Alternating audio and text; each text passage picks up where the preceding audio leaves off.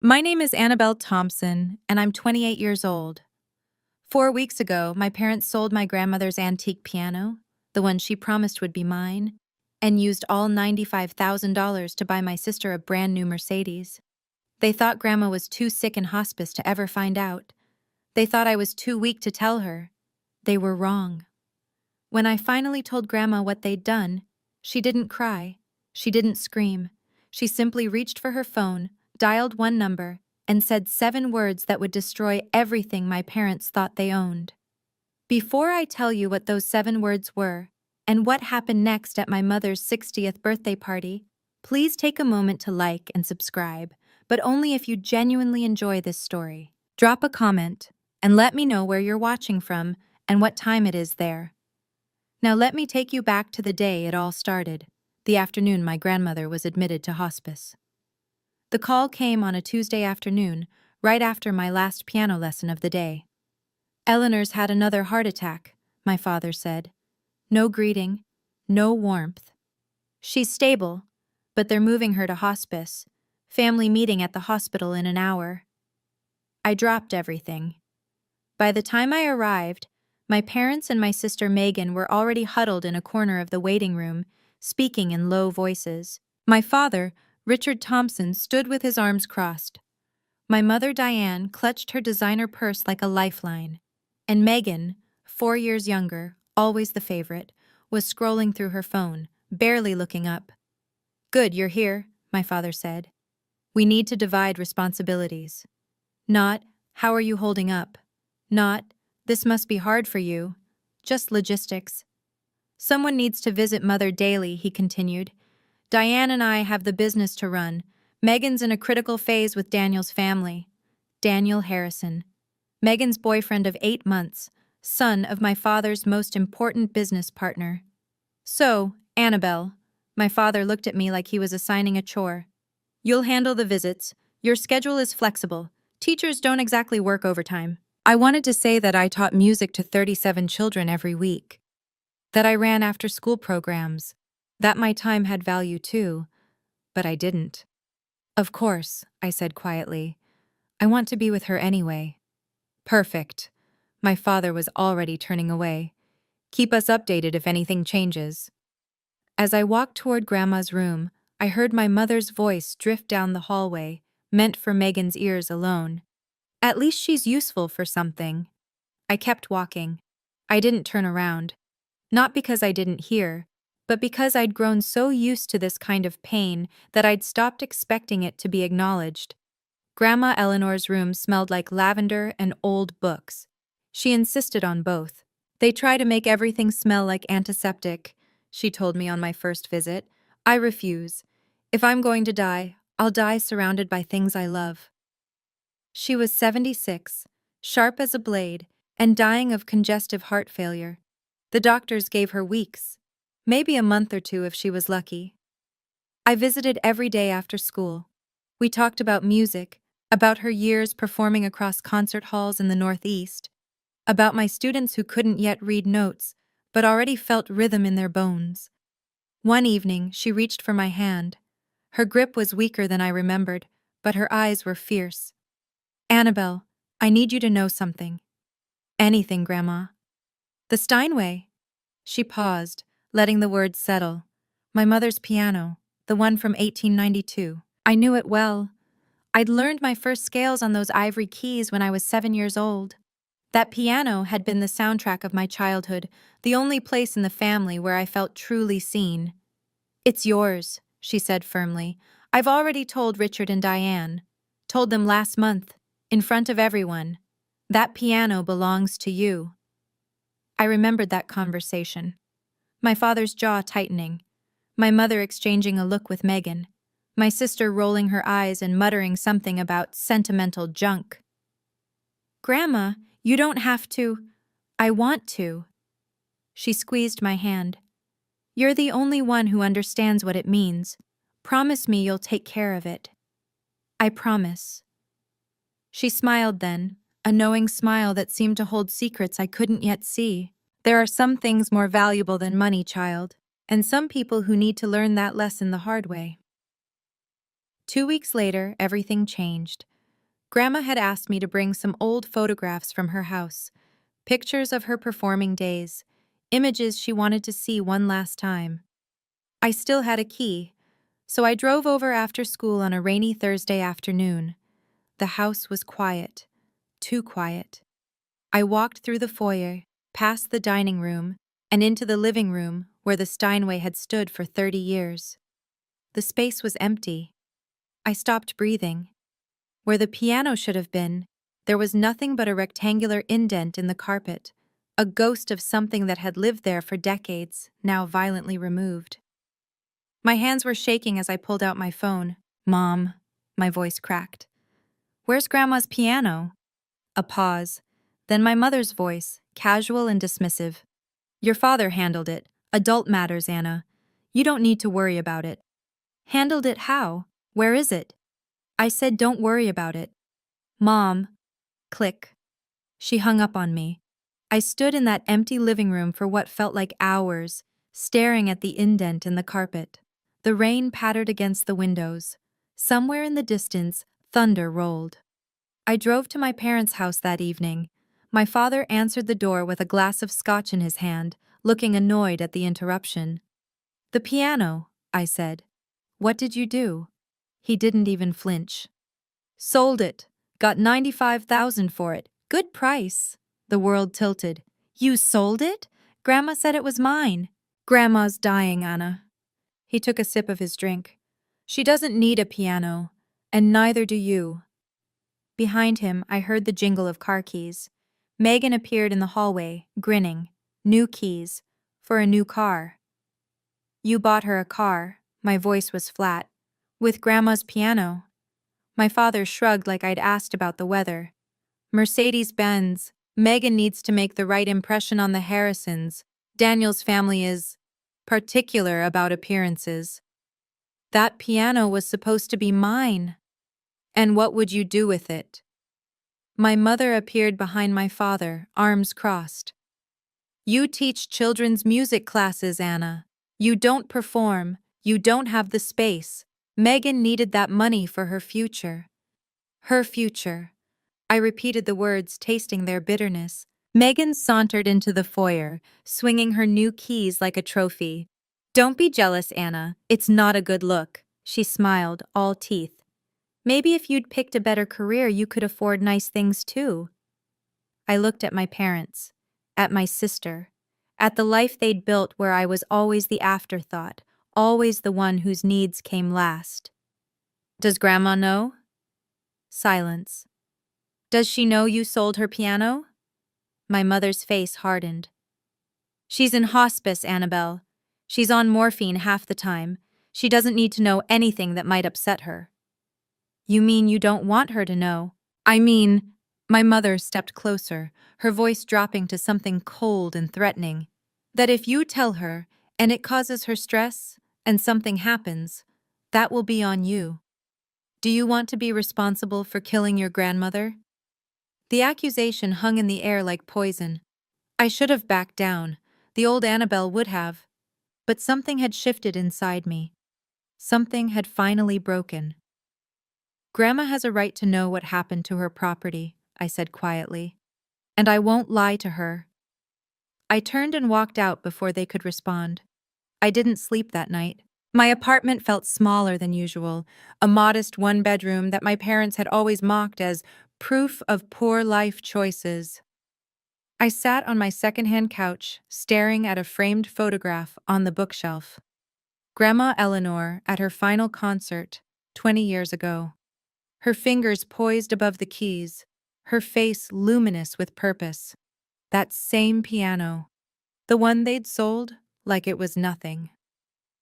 My mother's words circled in my head. "If something happens, that will be on you." Was she right? If I told Grandma, would the shock hurt her? Would I be causing more pain in her final days? But then I remembered what Grandma had always taught me. "Truth can wound," she'd said once, when I was 12 and didn't want to tell my parents I'd failed a math test. "But lies always wound deeper, they just take longer." I pulled my knees to my chest and thought about the last 28 years. Every time I'd stayed quiet to keep the peace. Every time I'd accepted less because fighting felt futile. Every time I'd made myself smaller so my family could feel bigger. And where had it gotten me? Here. Alone. Invisible. Watching them erase Grandma's wishes like her words meant nothing. If I stayed silent now, I wasn't keeping peace. I was becoming complicit. By 3 in the morning, I'd made my decision. Grandma deserved the truth. She deserved to know that her son had stolen from her, lied to her, and assumed she was too weak to matter anymore. And maybe, just maybe, I deserved to stop apologizing for existing. I set my alarm for early morning. I would go to hospice before school. I would tell her everything. Grandma was awake when I arrived, propped up against her pillows, watching the sunrise through the window. "You look like you haven't slept," she said softly. "I haven't." I pulled a chair close to her bed, took her hand. "Grandma, I have to tell you something, and it's going to hurt." Her eyes, still sharp despite everything, studied my face. "Then tell me." So I did. The empty space in her living room, the $95,000, the Mercedes-Benz gleaming in Megan's name, my father's casual dismissal, my mother's threat. I told her all of it, bracing myself for tears, for shock, for the kind of devastation that might break what was left of her fragile heart. Instead, Grandma Eleanor let out a long, slow breath. Not a gasp of pain, not a cry of betrayal, a sigh, the sigh of someone who had seen this coming. "Grandma?" I whispered. She turned to look at me, and her expression wasn't grief-stricken. It was calm, almost resigned. "I knew this might happen, sweetheart." "You knew?" "I know my son." Her voice was steady. "I've watched him become this person for 40 years. I hoped he'd change, but I also prepared for the possibility that he wouldn't." My mind raced. Prepared how? She didn't answer directly. Instead, she reached toward her bedside table. "Hand me my phone, would you?" I passed it to her, confused. She scrolled through her contacts with surprising dexterity, found a name, and pressed call. Then she put it on speaker. 3 rings. Then a man's voice, deep and measured. "Eleanor, how are you feeling?" "I'm dying, Harold, but I'm clear-headed. And it's time." A pause. "I understand. When?" "Sunday. Diane's birthday party. At my house. I'll prepare the documents." "Thank you, old friend." She ended the call and looked at me with a small, knowing smile. "Grandma." I stared at her. "Who is Harold?" "Harold Jennings." She set the phone down gently. "He's been my attorney for 30 years. He was your grandfather's closest friend." "You have your own attorney?" "I have many things your father doesn't know about, Annabelle." Her eyes twinkled despite the exhaustion etched into her face. "Richard assumes he understands everything about my affairs. He's always assumed that. It's his greatest weakness." I felt like I was standing at the edge of something vast, looking down into depths I couldn't see. "What's happening on Sunday? At Mom's birthday party?" "Justice." Grandma squeezed my hand. "Delayed, perhaps, but justice nonetheless. I don't understand." "You don't need to understand everything yet." She leaned back against her pillows, suddenly looking more tired. "I just need you to do one thing for me. Anything. Come to the party, dress nicely, and bring your patience." A ghost of a smile. "The kind of patience I taught you when you were learning Chopin and wanted to throw the sheet music across the room."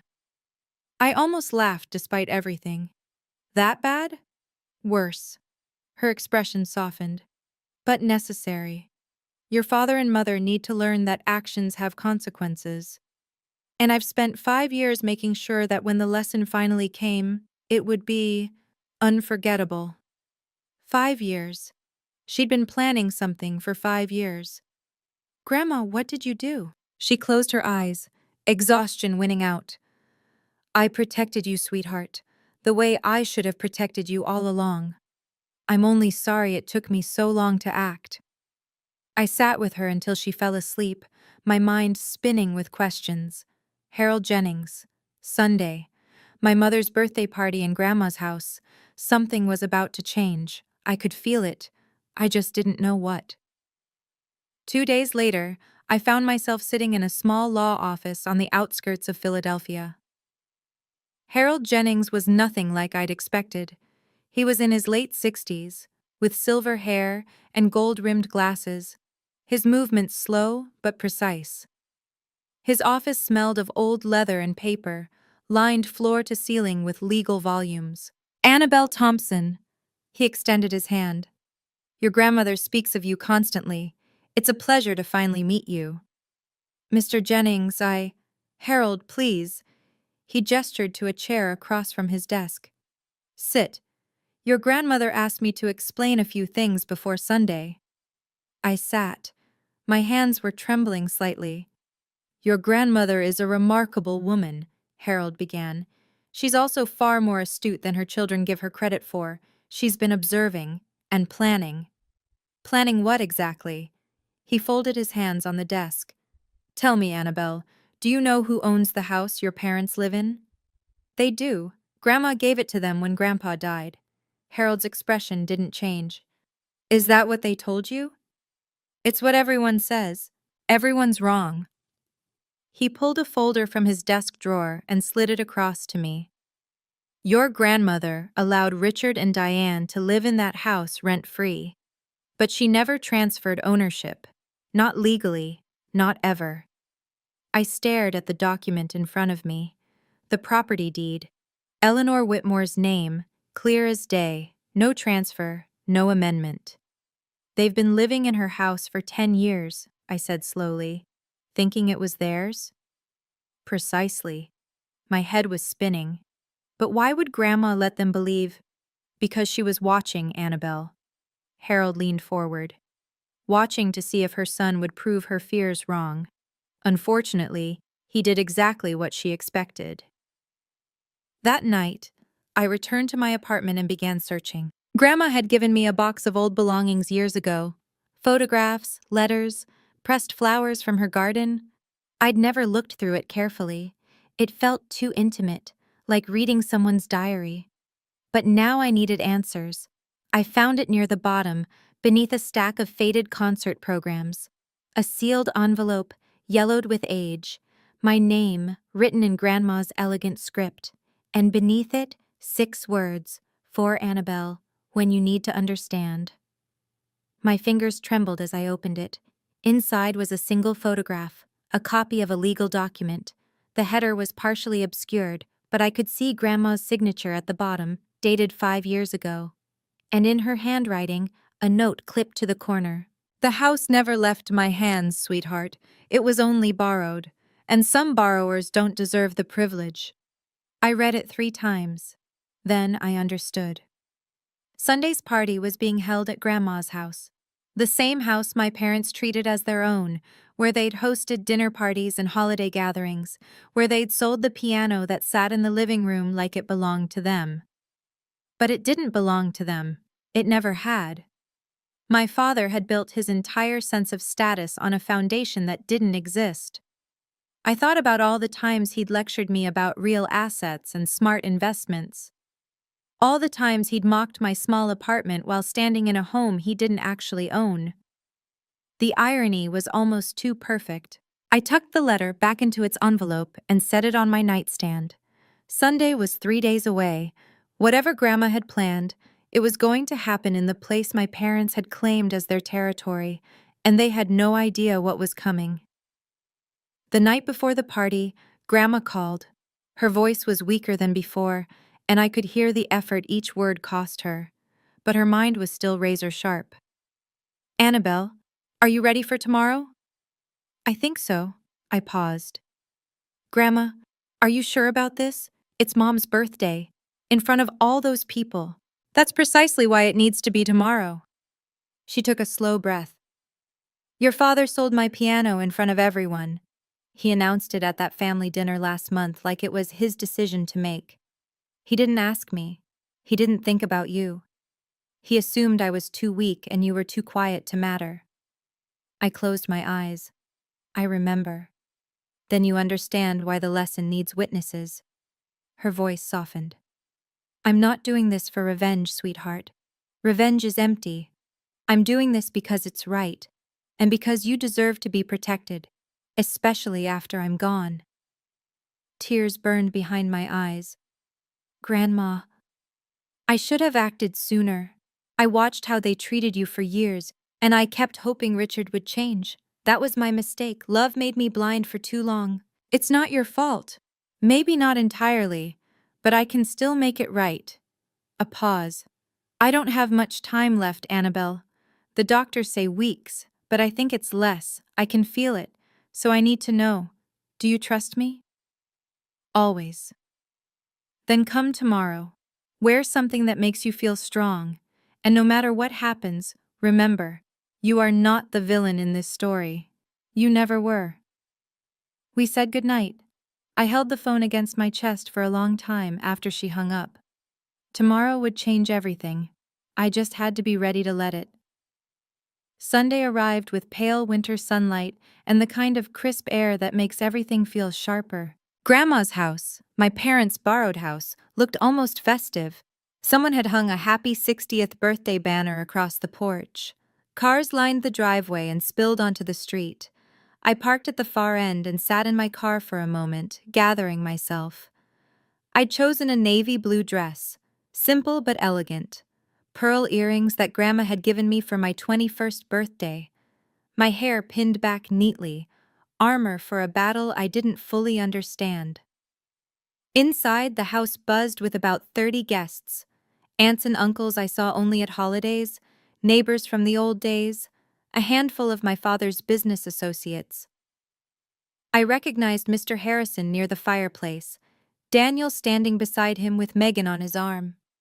The living room drew my eye immediately. The corner where the Steinway had stood for 30 years was empty. Someone had placed a large potted plant there, trying to fill the void. It looked ridiculous, a leafy green apology for something that couldn't be apologized away. My mother stood near the dining table in a red designer dress, accepting compliments like a queen receiving tribute. My father hovered nearby, working the room with practiced charm, and in the far corner, almost invisible among the crowd, sat Harold Jennings. His leather briefcase rested beside his chair. He caught my eye across the room and gave an almost imperceptible nod. I nodded back. My Aunt Margaret, Grandma's younger sister, appeared beside me. "Anna, sweetheart, how is Eleanor, really?" "Tired," I said honestly, "but still sharp." She always was the smart one. Aunt Margaret's eyes drifted to the empty corner. "I noticed the piano's gone. Richard said Eleanor wanted to sell it?" I opened my mouth to respond, but my father's voice cut through the crowd. "Everyone, if I could have your attention, please." My father stood in the center of the living room, crystal glass raised, commanding the space like he owned it, which I now knew he didn't. Today we celebrate 60 wonderful years of Diane Thompson. Applause. My mother beamed. And I also want to take a moment to share some exciting family news. My stomach dropped. As some of you know, our daughter Megan has been seeing Daniel Harrison, son of my dear friend and partner, James. He gestured toward Daniel, who smiled politely. And to celebrate her bright future, we have a special surprise. He led the entire party outside, where a gleaming silver Mercedes-Benz sat in the driveway, a red bow perched on its hood. "A gift," my father announced proudly, "made possible by Grandma Eleanor's generosity. She sold her antique piano to invest in her granddaughter's future." Megan squealed, threw her arms around my father, and posed for photos beside the car. I stood frozen on the porch. He was doing it again, rewriting the story, making himself the hero while erasing Grandma's wishes entirely. A woman I didn't recognize leaned toward her husband. "Wasn't that piano supposed to go to the other granddaughter? The music teacher?" Her husband shrugged. "Guess plans changed." Aunt Margaret appeared beside me, her face pale. Anna, did Eleanor really agree to this? Before I could answer, Megan spotted me and called out, her voice dripping with false sweetness. Anna, come take a picture. Don't be jealous. I'm sure Grandma will leave you something too. Maybe her collection of old sheet music? Scattered laughter from the crowd. My hands were shaking. My vision blurred with tears I refused to let fall. And then, behind me, I heard the click of a briefcase opening. Everyone began filing back inside, but Aunt Margaret blocked my father's path. Richard! Her voice was steady, but I could see her hands trembling. I need to ask you something. My father's smile didn't waver. Can it wait, Margaret? We're in the middle of... Did you ask Eleanor before you sold that piano? The question landed like a stone in still water. Conversations nearby stuttered to a halt. Mother is in hospice, my father said smoothly. She's not in a condition to make these kinds of decisions. We did what was best for... I spoke with her this morning. Aunt Margaret's voice grew stronger. She's clear-headed, Richard, completely lucid. And she told me you never asked her permission. You never even told her. More people were listening now. I saw Mr. Harrison frown, saw Daniel shift uncomfortably. My mother pushed forward, face flushed. Margaret, this is my birthday, let's not make a scene. A scene? Aunt Margaret laughed, but there was no humor in it. Diane, your husband sold Eleanor's most precious possession without her knowledge and used the money for a car. If anyone's making a scene, it's not me. The room had gone quiet. 30 pairs of eyes ping-ponged between my aunt and my parents. My father's composure cracked, just slightly. This is a family matter. It doesn't need to be discussed in public. Actually, a new voice said from behind us, I think public is exactly where it needs to be discussed. I turned. Harold Jennings was standing now, his briefcase open, a folder of documents in his hand. He walked toward the center of the room with the calm authority of a man who had done this 1,000 times. Good afternoon, everyone. My name is Harold Jennings. I'm Eleanor Whitmore's attorney. My father's face went white. The silence was suffocating. Harold positioned himself near the empty corner where the piano used to stand, a choice that felt deliberate.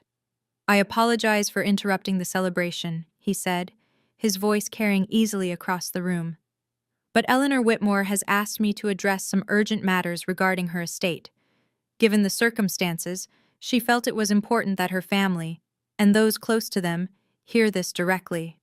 My father found his voice first. My mother has an attorney? Since when? Since 30 years ago, Richard. Harold's tone was polite but cutting. I also represented your father. You would know this if you'd ever bothered to ask. Muffled gasps. Someone in the back whispered, Oh my God. This is outrageous. My mother stepped forward. Eleanor is dying. She's not in her right mind. Whatever papers you have. Mrs. Thompson. Harold raised a hand, silencing her. I visited Eleanor this morning. Her nurse Carol can confirm she is fully competent and lucid. She dictated specific instructions for today's meeting. He opened the folder and removed a document. Now I understand there's been some confusion about property ownership. So let me clarify. He held up the paper. This is the deed to the house we are currently standing in. I watched my father's face drain of color. Notice the name on the deed. Eleanor Whitmore, not Richard Thompson, not Diane Thompson. Harold paused, letting the words sink in. This house has never been transferred. It was never gifted. Your parents have been living here rent-free for 10 years at Eleanor's generosity. Nothing more. The room erupted in whispers. My father grabbed the edge of a chair, steadying himself. Megan stared at her father, confusion and panic warring on her face. And Harold Jennings wasn't done. That, he said quietly, is just the beginning. If you're still here, I'm guessing you're holding your breath the same way I was in that moment.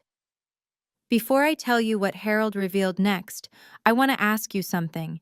Who do you think actually owns that house? My parents. Because surely Grandma must have transferred it at some point. B.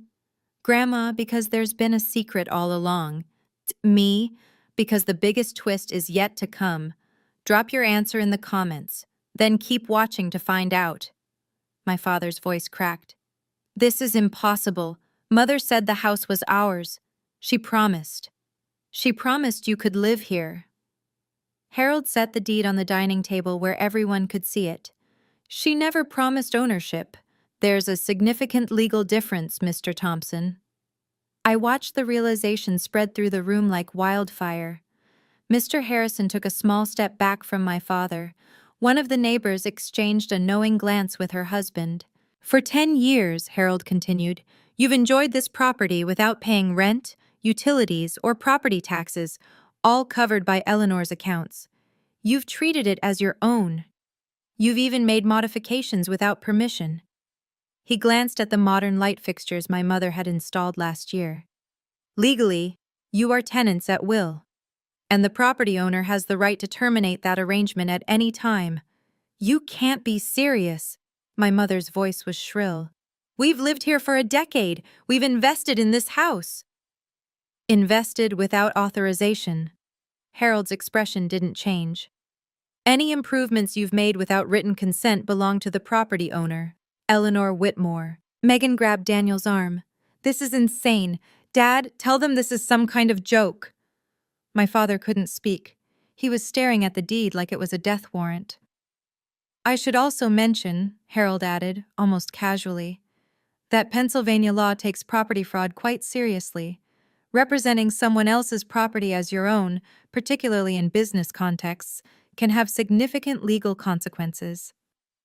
I saw Mr. Harrison's expression shift from confusion to cold calculation. He was looking at my father differently now, not as a partner, but as a liability.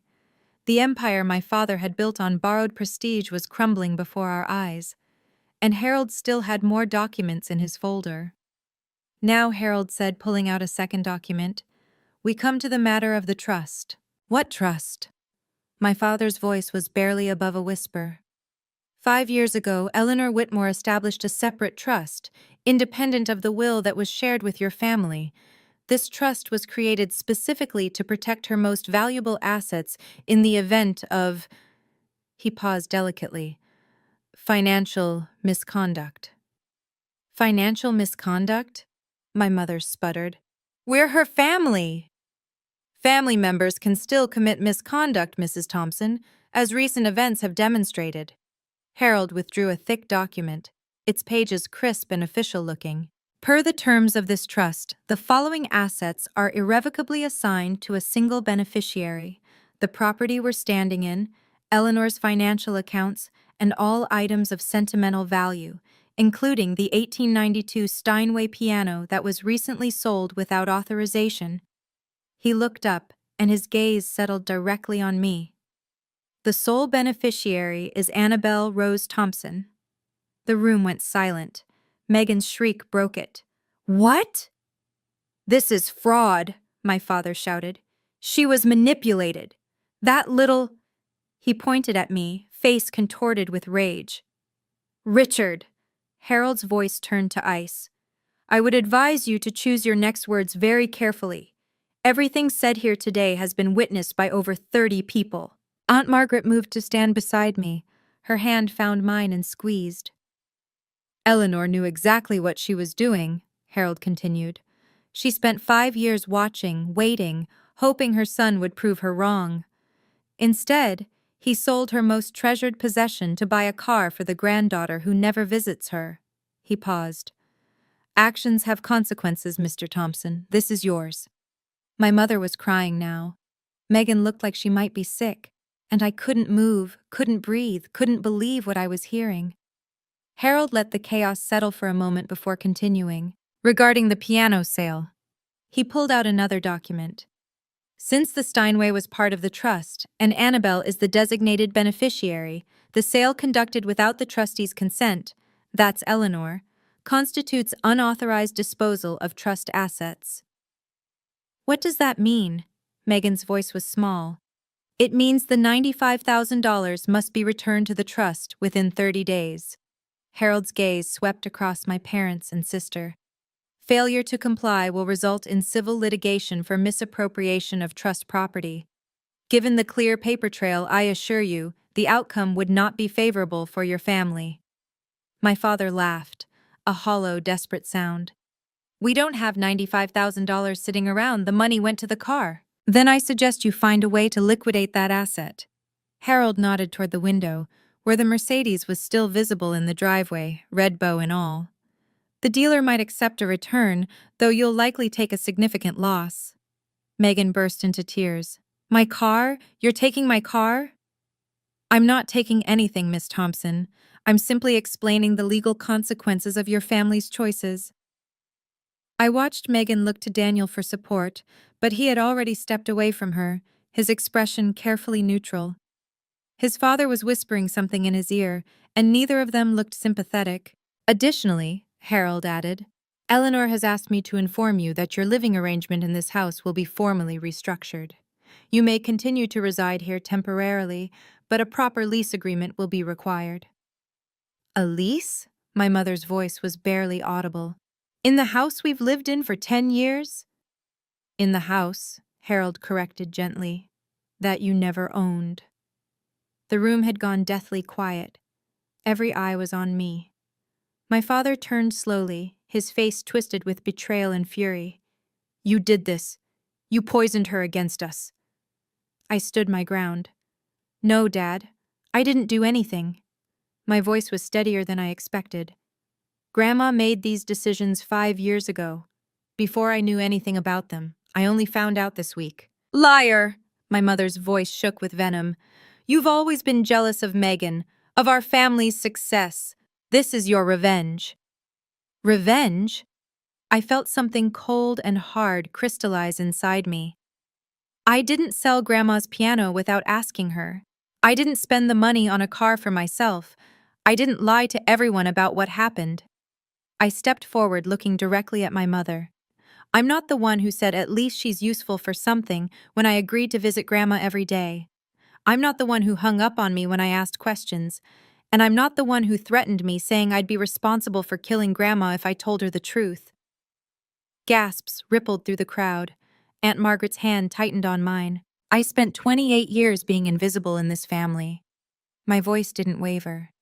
"I accepted it because I thought that's what love required, shrinking yourself to make others comfortable." I looked at my father, at my mother, at Megan still crying over her doomed Mercedes. But Grandma taught me something different.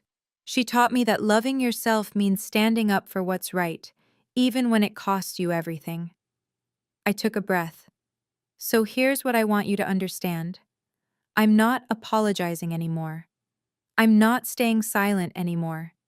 And I'm done pretending everything is fine when it isn't." The room was absolutely still. After the crowd began to disperse, slowly, awkwardly, with whispered goodbyes and avoided eye contact, Harold pulled me aside. "Annabelle, we need to discuss next steps." I nodded, still feeling surreal, like I was watching myself from outside my body. "Legally, you have several options." He spoke quietly, so only I could hear. "You could demand immediate eviction.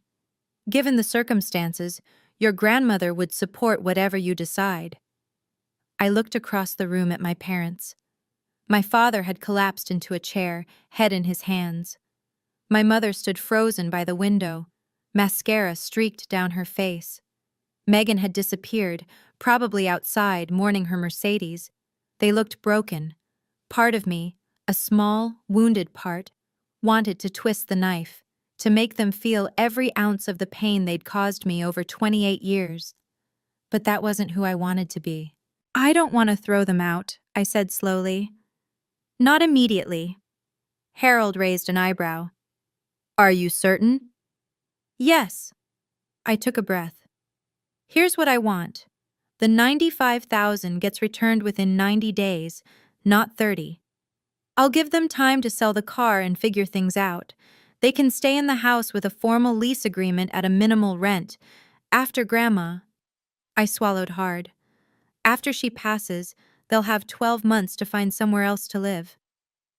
That's remarkably generous, given everything. Maybe.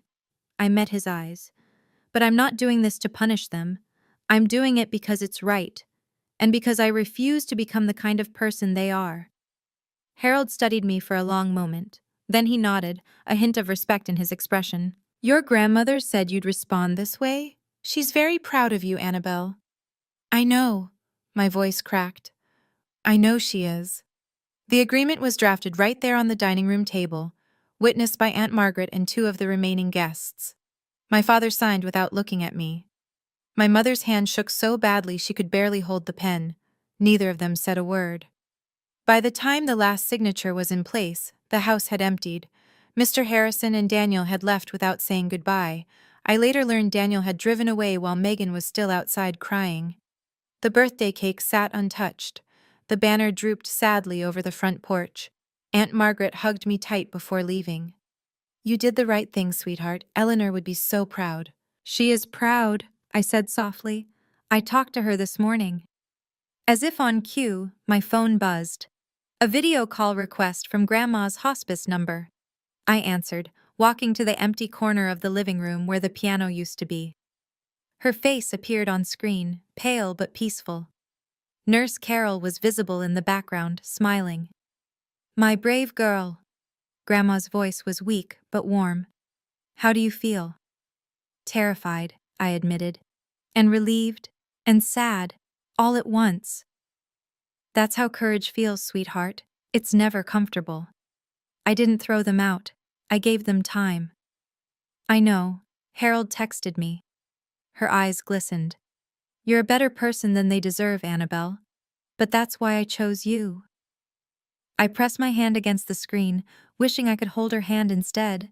Thank you, Grandma, for everything, for protecting me. Don't thank me.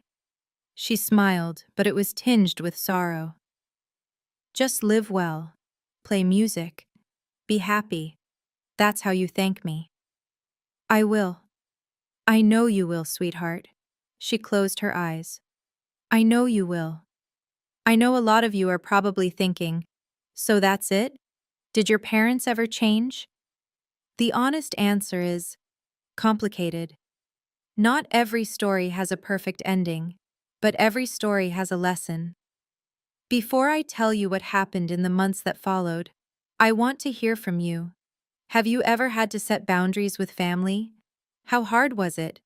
Drop your story in the comments. I read every single one. The first week after the party was chaos. News travels fast in small social circles, and the story of what happened at Diane Thompson's 60th birthday spread like wildfire.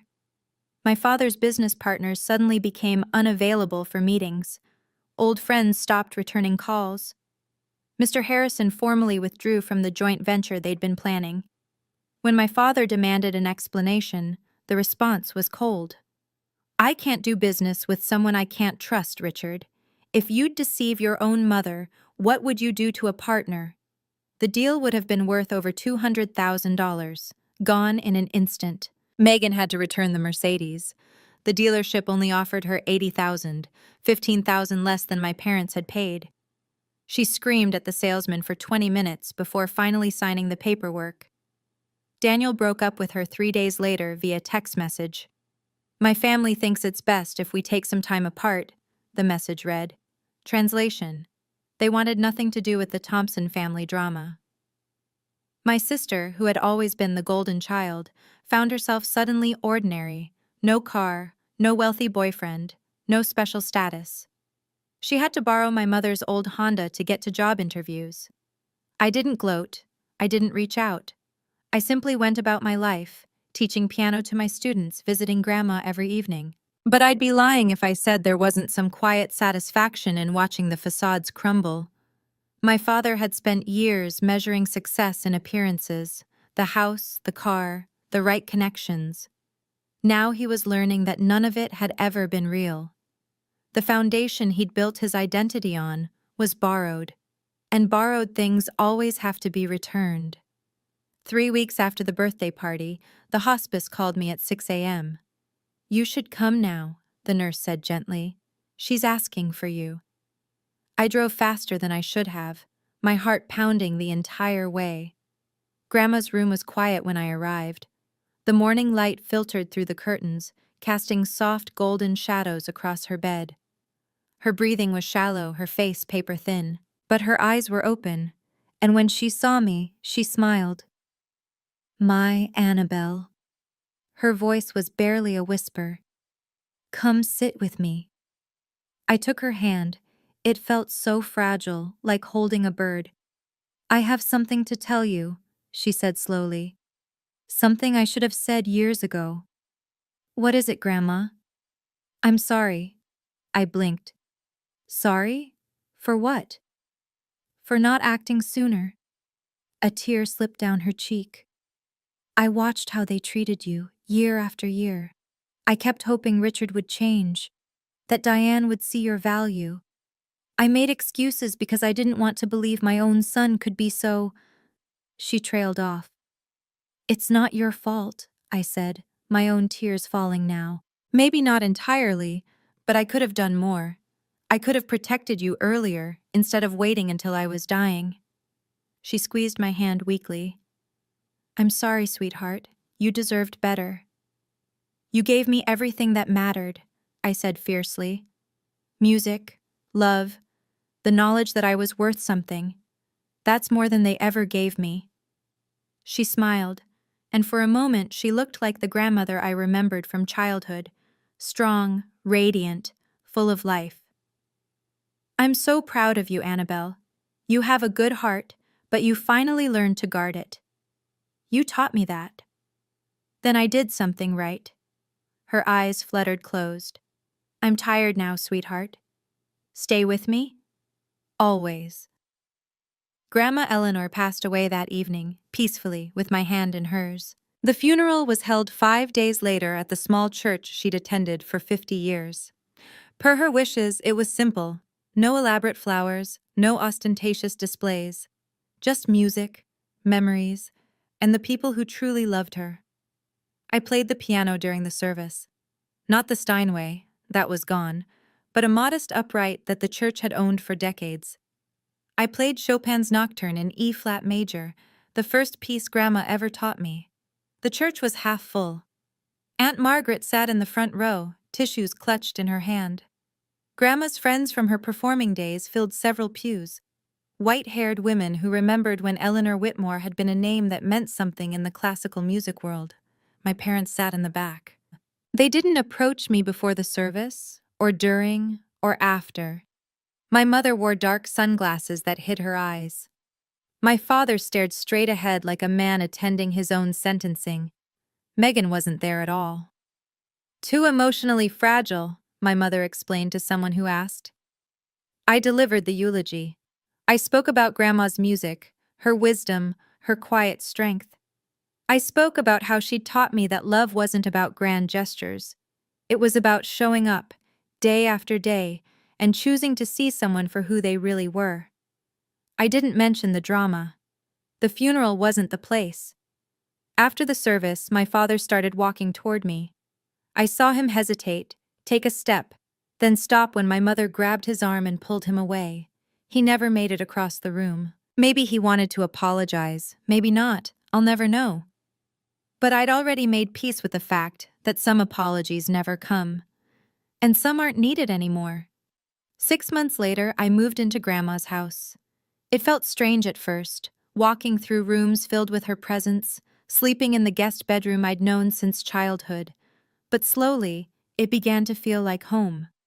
I used part of the returned money to buy a new piano. Not a Steinway, those cost far more than $95,000. But a beautiful Yamaha Grand that filled the corner where Grandma's piano had once stood. Different, but meaningful in its own way. A new beginning. I started teaching private lessons on weekends. My first student was Aunt Margaret's granddaughter, Sophie, 8 years old, bright-eyed, with the same impatient energy I'd had at her age. When she played her first complete scale, I cried. My parents moved out 2 months after Grandma's death. They didn't wait the full 12 months I'd offered. They said they couldn't live somewhere with so many painful memories. I think they just couldn't stand the reminder of what they'd lost. They bought a small condo across town. My father's business was struggling, scaled down to half its former size. My mother joined a different social club, one where people didn't know the family's history. We didn't speak. Not out of anger exactly, just distance. Some gaps are too wide to bridge. But I wasn't bitter. Bitterness is exhausting, and I had a life to build. In the evenings, I'd sit at the piano and play until the stars came out. Sometimes Chopin, sometimes Bach, sometimes just improvised melodies that went nowhere and everywhere. Grandma's presence lingered in those moments, in the smell of lavender from the garden she'd planted, in the creak of the old floorboards, in the way the light fell through the windows at sunset. She was gone, but she was everywhere, and I was finally free. 8 months after the funeral, my phone rang. Megan. I stared at the screen for 3 rings before answering. Anna? Her voice sounded different, smaller, less certain. Megan. Silence stretched between us, 28 years of sisterhood reduced to awkward pauses. I'm not calling to ask for anything, she said finally. I wanted to say something. Okay. I've been thinking a lot. About everything that happened. About how I acted. She took a shaky breath. I was so angry at first. At you, at Grandma, at everyone. I thought you'd stolen something from me. And now? Now? Another pause. Now I'm working at a marketing firm, entry level. I ride the bus because I can't afford a car, and I've started going to therapy. I didn't respond. I just listened. My therapist says I have a lot of unpacking to do. About mom and dad. About how I was raised. About why I thought I deserved everything without earning it. She laughed, but it was hollow. Turns out, being the favorite isn't actually a gift. It's a trap. I'm glad you're working through it, I said carefully. I'm not asking you to forgive me. Her voice cracked. I don't deserve that. I just wanted you to know that I understand now. Why you did what you did. Why Grandma did what she did. Grandma loved you too, Megan. She just couldn't reward behavior that hurt other people. I know. A sniffle. I know that now. We sat in silence for a moment. If you ever want to talk, I said slowly, I'm willing to listen. But trust takes time to rebuild. I understand. Good. We hung up without saying goodbye, not out of coldness, but because neither of us knew how. Some doors, once closed, open slowly. But they can still open. It's spring now, a full year since Grandma entered hospice. Tonight, I sit at my piano as the sun sets over the garden. The windows are open, and a warm breeze carries the scent of jasmine and freshly cut grass. I play Grandma's favorite nocturne, the one she performed at her final concert 20 years ago. The notes drift through the empty house, filling the silence with something softer. I think about everything that's happened. The betrayal, the reveal, the boundaries I never thought I'd have the courage to set. I think about Grandma, her strength, her patience, her quiet determination to protect me, even when I didn't know I needed protecting. I think about my parents, in their small condo, rebuilding a life that will never be quite what they imagined. About Megan, riding the bus, learning for the first time what it means to earn something. I don't hate them. Hate takes too much energy, but I don't need them anymore either. And that's a kind of freedom I never expected to find. The nocturne ends. The final notes hang in the air, then fade into the evening quiet. I look at Grandma's photograph on the piano, her at 60, radiant, fingers poised over the keys of the Steinway I'll never play again. I'm doing okay, Grandma, I whisper. I'm more than okay. Somewhere, I like to think she hears me. I close the piano lid, stand, and walk to the window. The stars are just beginning to emerge, pinpricks of light in the darkening sky. I don't have the original piano. I don't have the family I thought I had. But I have something better. I have myself. I have boundaries. I have a life I built on truth instead of silence. And that's the real inheritance Grandma left me. And that's my story. Thank you for staying until the end. If this resonated with you, if you've ever had to stand up for yourself in a family that made you feel invisible, I want you to know, you're not alone. Setting boundaries isn't selfish. It's how you honor your own worth. Hit like if this story meant something to you. Subscribe if you want more stories like this. And check the description for more videos I think you'll love. Take care of yourselves, and remember, you deserve to be seen.